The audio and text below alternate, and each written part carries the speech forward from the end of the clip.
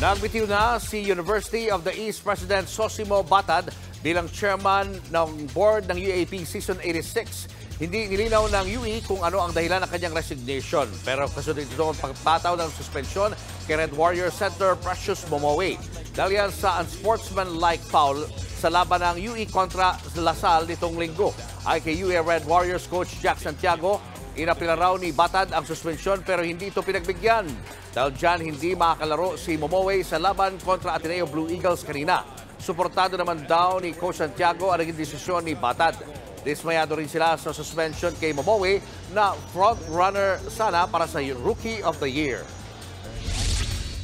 Unfair dun sa bata because he's leading the Rookie of the Year. And then nakita naman natin dun sa video na talagang he was reaching for that ball. And it so happened na nangyayari talaga yun eh.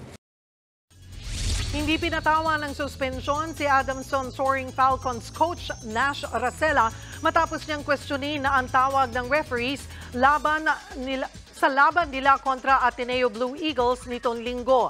Ayon sa UAAP, nagsorry na si Racela sa mga pahayag niya pagkatapos ng nasabing game. Ayon naman kay Racela, wala naman siyang intensyong siraan ang pamunuan ng UAAP. Gayunman, naninindigan siyang may mga crucial foul na nakaapekto sa resulta ng laro. Inamin naman ng UAAP na may 6 na fouls na lumalabas na incorrect call sa huling quarter ng laban. What's up mga kapatid? It's your sports Tito Mike Reyes at huwag magpahuli sa mga umaaksyong bakbakan at harapan sa loob at labas ng bansa. Para sa mga pandinang sports news, mag-follow at mag-subscribe sa social media pages ng News 5. Alam nyo na ha, peace and love.